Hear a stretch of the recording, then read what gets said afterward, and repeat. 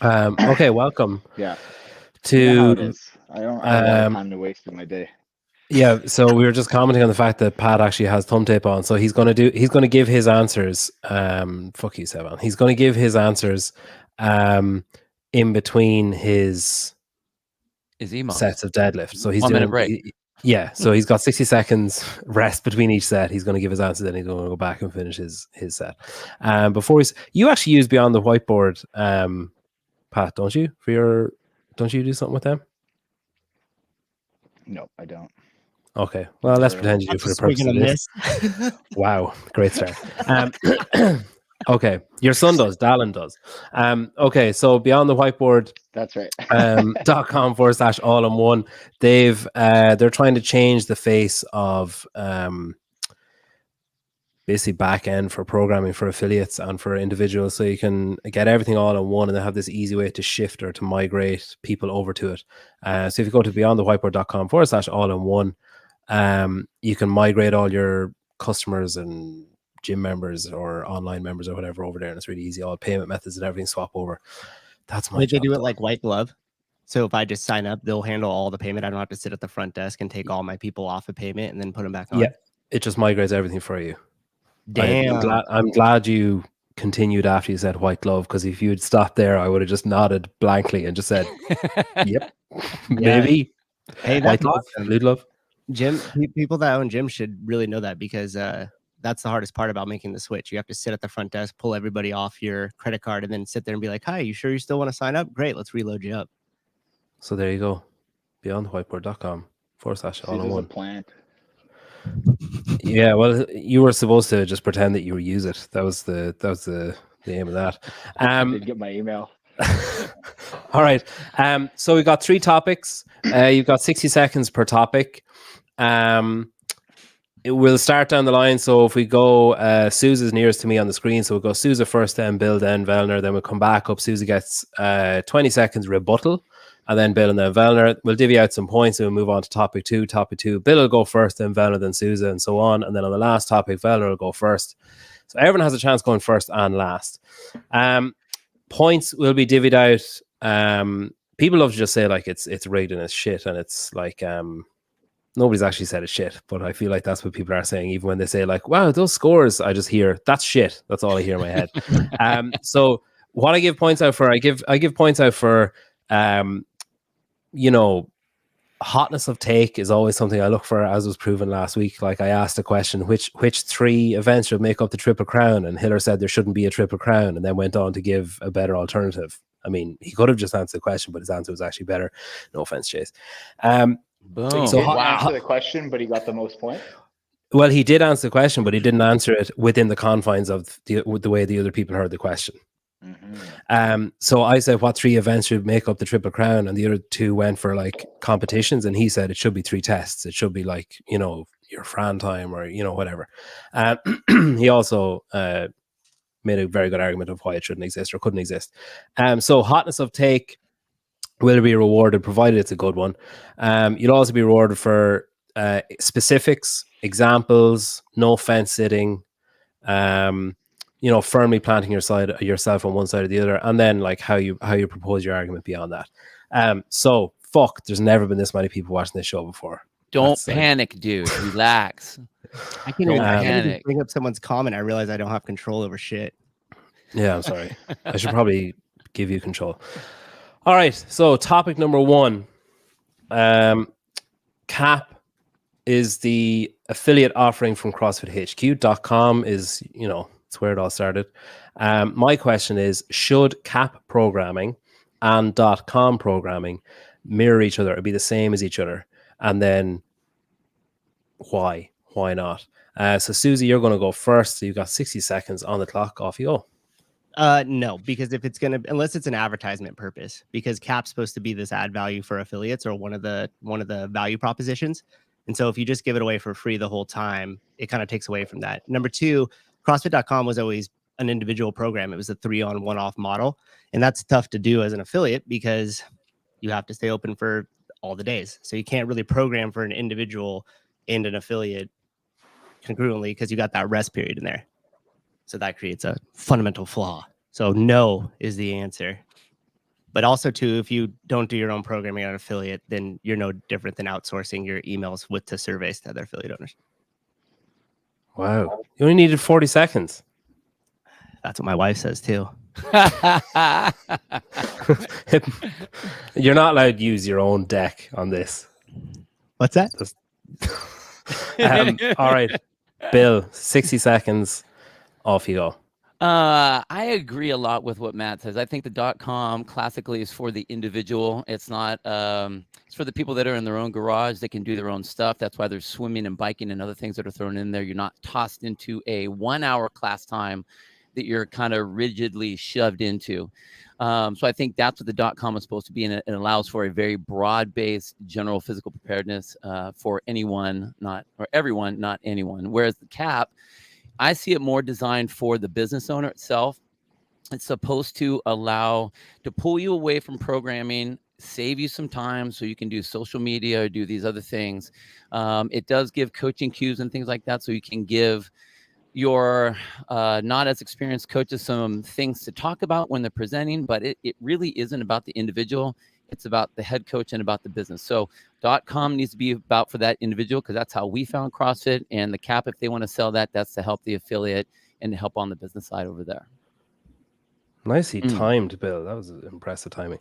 All right, Vellner, should CAP and .com be the same as each other? 60 seconds. I think that the .com should be used somewhat as a marketing tool for the CAP. I think that if you take marquee workouts or really fun workouts that you're including in the CAP, and then you make that the .com workouts here and there, and you label it as such, like, hey, this is a workout from the CAP, blah, blah, blah week, similar to how they had the guest programmers and they labeled it as such, hey, these are workouts from so-and-so. If you like that program, check them out. Like, I agree, Souza's bang on. Like, it's a value add for affiliates. You can't give it away for free, or what's the point? And I think part of what Bill touched on is valuable as well, that just those CAP workouts, those should be classes. It should maybe have a couple different pieces, maybe an accessory and a main workout and some cues for that day. Whereas the workouts on .com should stand alone. Bang, here you go. This is just a sampler teaser for you of what CrossFit is and can be. Cool. Okay. I like it. All right. 20 seconds coming back up the way. So Susie, you got 20, actually, if you just bear with me, I just need to click this button 40 times to take it down from 60 down to 20. And then Souza, now you've got 20 seconds. Bring back the old CrossFit.com. Elaborate. You've still got 18 seconds. Keep going. That was it. There's nothing to elaborate about. This new website, I got so disappointed. We had it live on the show. We were looking at it. Hitler switched it for F45, and I didn't notice for like 5 seconds. Yeah, go ahead. Soak that in, guys. All right. Bill, you got 20 seconds. Rebuttal. I like the .com, where you could find the movements. You could look at the workout, find the movements, and kind of go to work on your own. I don't like the idea of it being a marketing tool for CAP. I can see CAP being a plus to the affiliates as something to give to them. But again, I personally believe that if you are a coach and you don't know how to program on your own, you don't deserve to call yourself a coach anyway. Vellner, 20 seconds. I mean, not every coach in the gym is programming the classes. So I think that's kind of a dumb response. I think you can be an absolutely A-class coach and not program anything. Take programs, things that have existed for long periods of time, and model them to what you do. Nice. My wife asked me earlier on, she was like, how come you're having Vellner on? And I'm just going to play her that one clip. That's it. I think what she meant to say is, how did you manage to get Vellner on, as opposed to why are you having him on? But anyway. All right. So I'm going to divvy out some points. Let's see. How do I do this now? I need to change. Like, we all kind of agreed on the initial thing anyway. So. I think we did. Yeah. We all just slightly changed our same answers, right?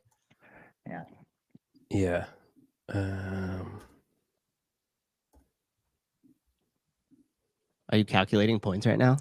I'm just typing them in, but I'm like really slow at typing.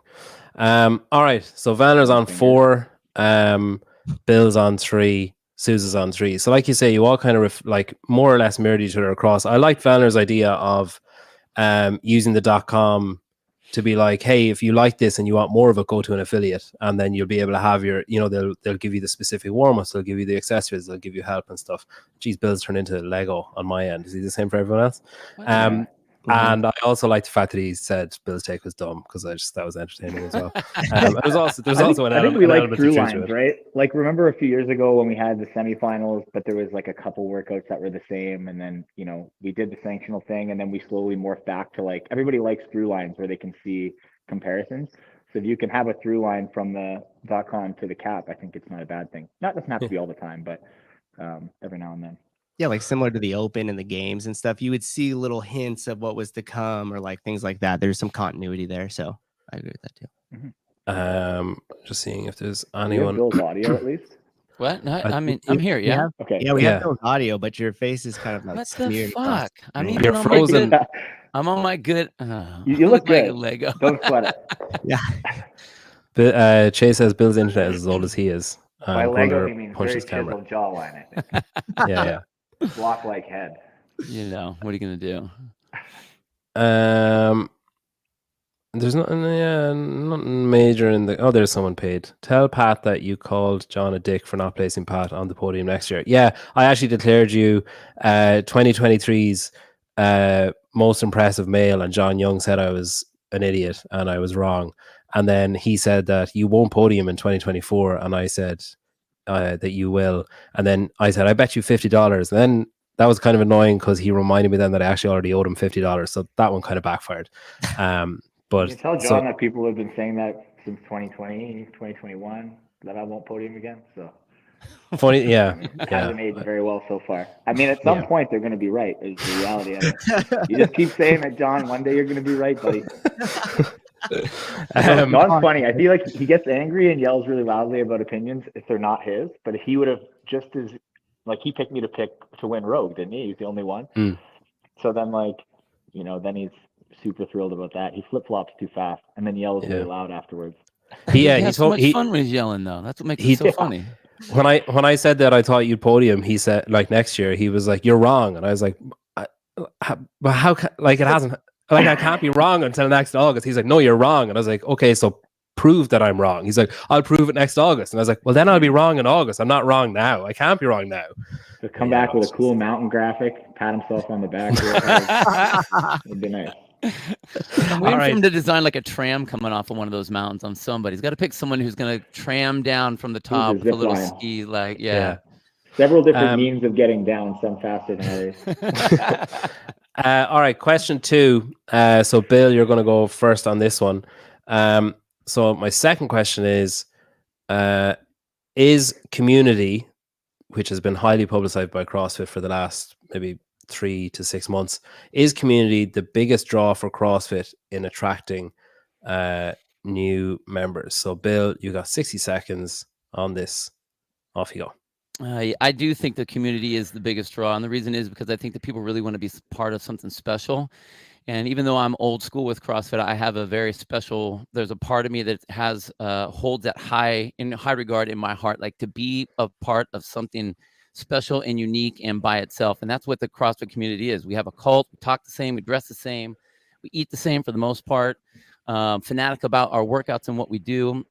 And it doesn't matter whether you're an elite level athlete or you're a stay-home mom or you're an aging grandparent. We all do and talk that way. But the other part of with our community that we have is that accountability. You have the people in your class that if you don't show up, they're going to tell you, or you have people like you, Pedro, or Matt, or Hiller, or whoever, that if we fuck something up, they're going to tell us.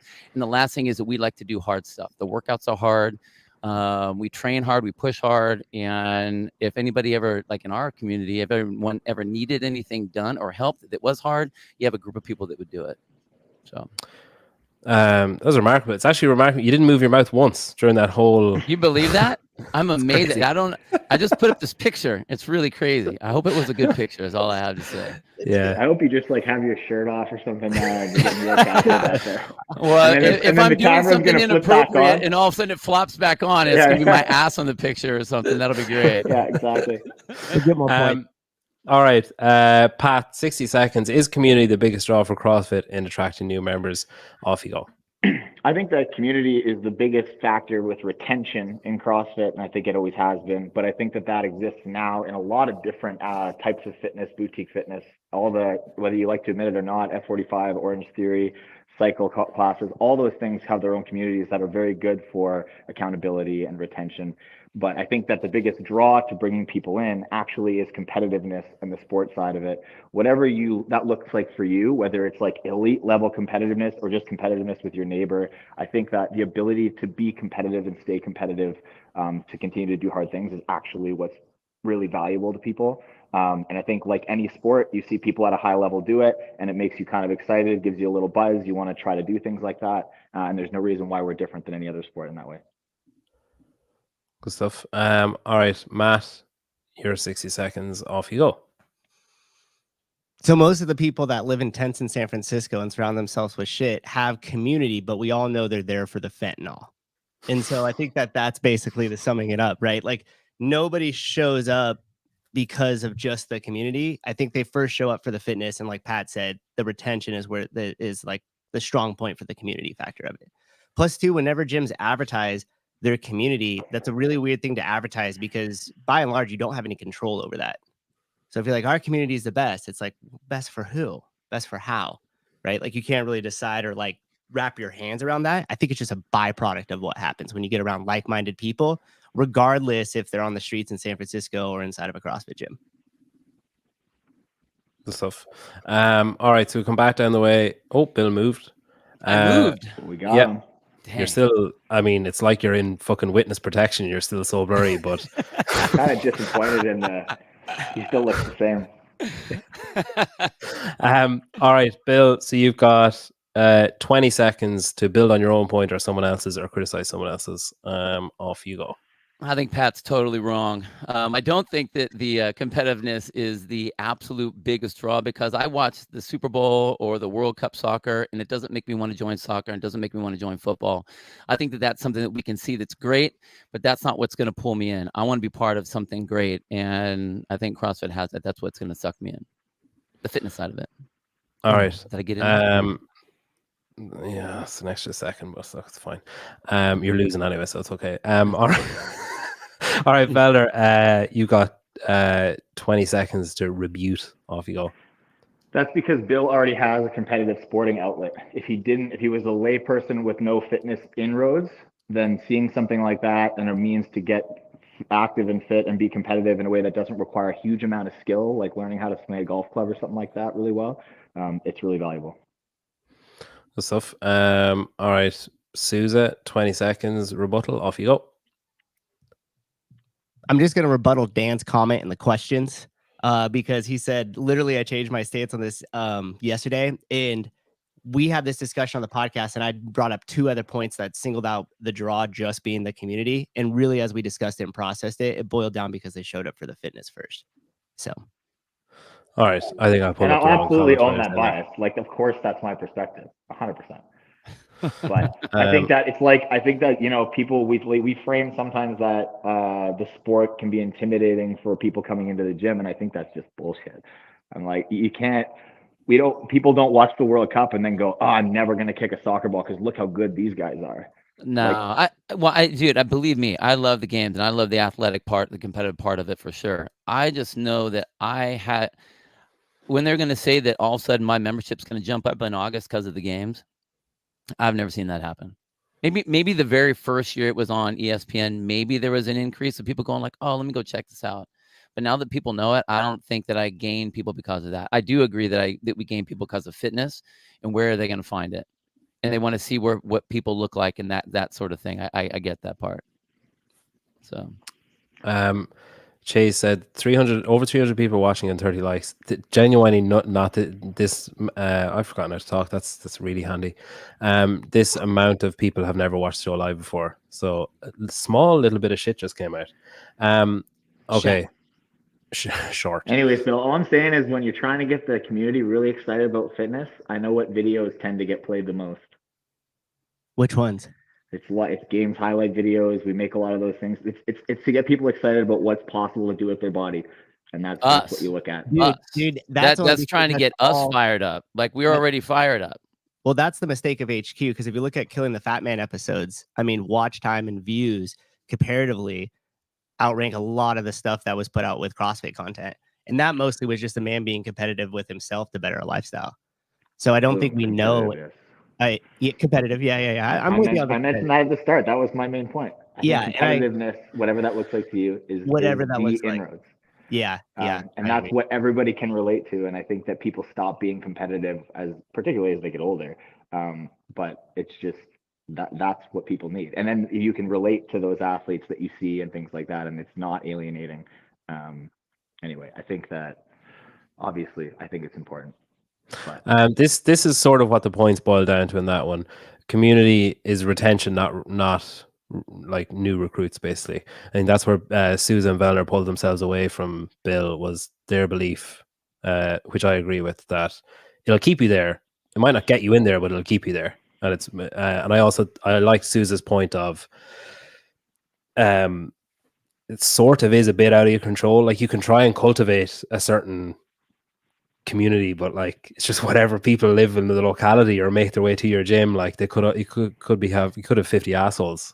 And I'll say this: the strongest correlation to your community and the culture at your gym is by far going to be whoever owns it, and then how the coaches are interacting, and then how the coaches interact with the members. So like, if you're they only know their community.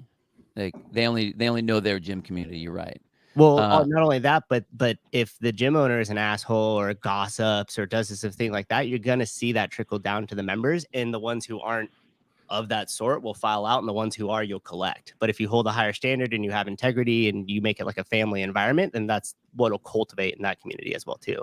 Yeah, I guess where I'm coming from, since like CrossFit Games wasn't around when I started playing with CrossFit stuff, so I didn't have that as a draw.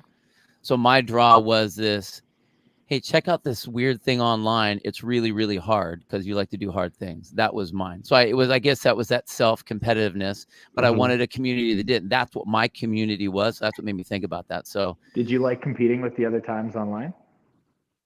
Oh, dude, competition is all about that, the competitive aspect of it. But it was a community that we all compete with, right? The community, not the CrossFit Games. That's not part me of your watching community. the Super Bowl. They're just the highest end of that community.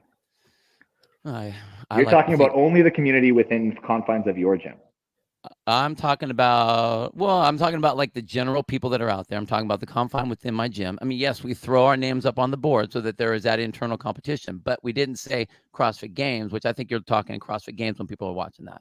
I'm just talking competitive CrossFit. Well, if I could give out points in the intermission between questions, yeah, it would be 765 at the minute, because he's just owned them there and that. All right, last topic. So Vellner, you're going to go first. So the rule book came out last week, and one of the rules or stipulations in it was that if you wanted to compete in a certain region without needing to require an exemption, you could use a 3-year residency rule to compete in one of the specific semifinals. Basically saying that if Pat decided tomorrow, hey, let's move to Oceania and moved his family over there before the Open, he wouldn't be allowed. He'd need to have specific exemptions and stuff. Whereas if he moved now, in 3 years' time, he'd be able to say, okay, I want to compete here now. Whereas between now and then, he'd have to keep moving back. So my question is, should the residency rule for the games be shortened from 3 years down to something else, or should it be scrapped altogether and just have more of a free-for-all in that regard? So, Pat, you're up first. You got 60 seconds. Off you go. I think it could be scrapped to just current residency, like not, I guess they still have the rule, but just current residency, wherever if you have a permanent address, you get mail there, whatever, that should be sufficient at that time for that season. And I think that's specifically because, I was a student, a lot of jobs, careers move you around. And, like when I was a student, I did all my schooling out east. And I would have had to compete, fly all the way back across Canada, all the way to Vancouver, like a 5-hour flight just to compete at like my regional back then, even though I wasn't close to living there, hadn't for 3 years, like completely unreasonable, especially when that applies mostly. But for people who are trying to compete at the high levels at semifinals and things, it's a lot of people in their early 20s, mid 20s who might be pursuing careers or school or things like that. It makes it extremely difficult. Athletes will always find a way to try to shift it around, but I think it's becoming too difficult for no reason. Stuff. All right, Souza, we're back up to you. 60 seconds.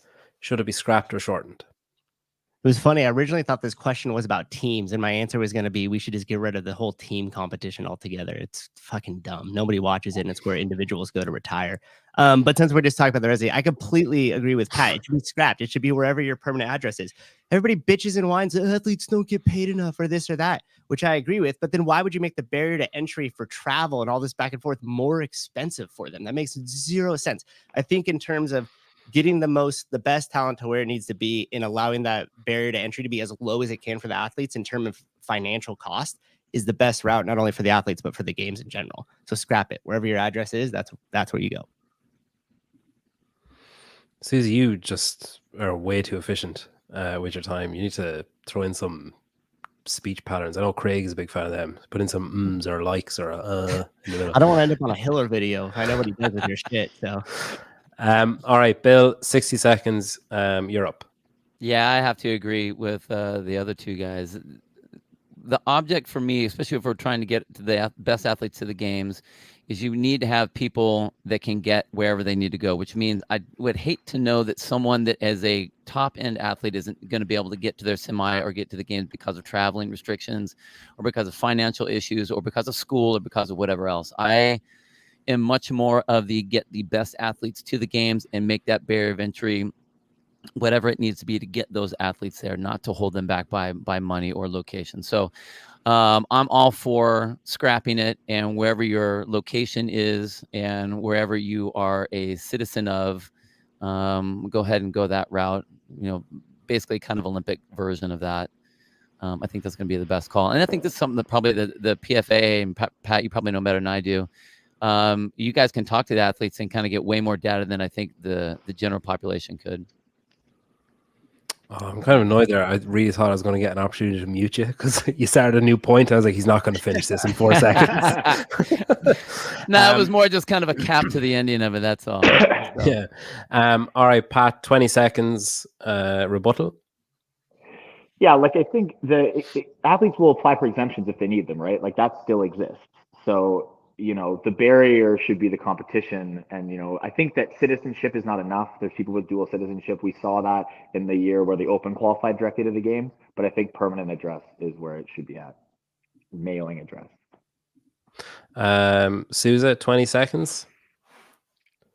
Yeah. Knee clause once, go fuck yourself first and foremost. And they should be able to region shop, move around, find an easy region, find your path. Who gives a fuck? How are you having times? That's expensive. How are you having time to read the comments? Was that a comment you're responding to? Yeah. Yeah, I can't even see them. I can't even see them.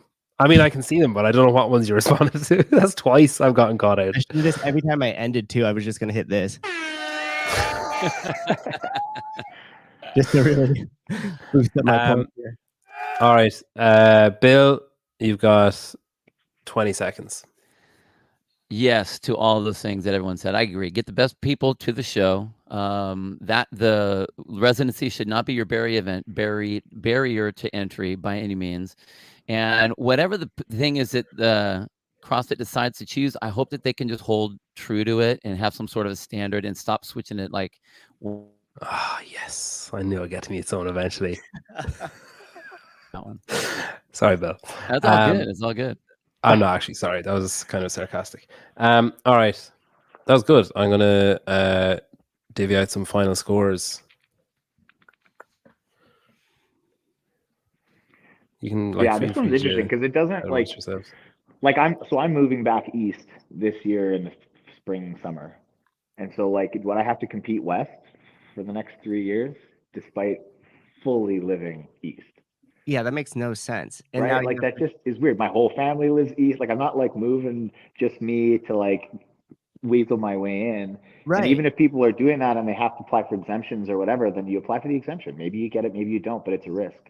Well, for people to fully move to a new continent or something for work, for school, and then have to, on top of that, have to take on all this other stuff. It just seems crazy.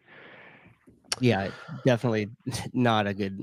Well, and it doesn't matter where. I mean, whenever you draw the line somewhere, it's going to affect somebody. So if they're going to be athletes, I mean, we saw this way back in the day too, where people would travel around to different regions trying to get into the easiest one to have their best chance to qualify for the games.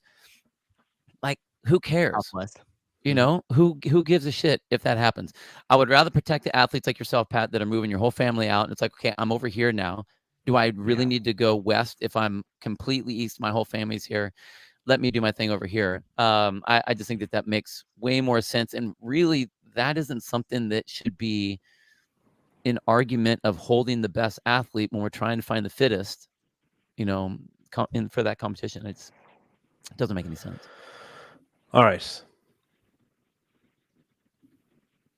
So, I get the halfer. So Vellner and Souza were essentially tied at the end, but I think Vellner won it on virtue of, and it's just like, to be honest, initially I said I can't really give it on hairstyle. I can't really give it on. He made the points first, which initially I was like, is that really fair though?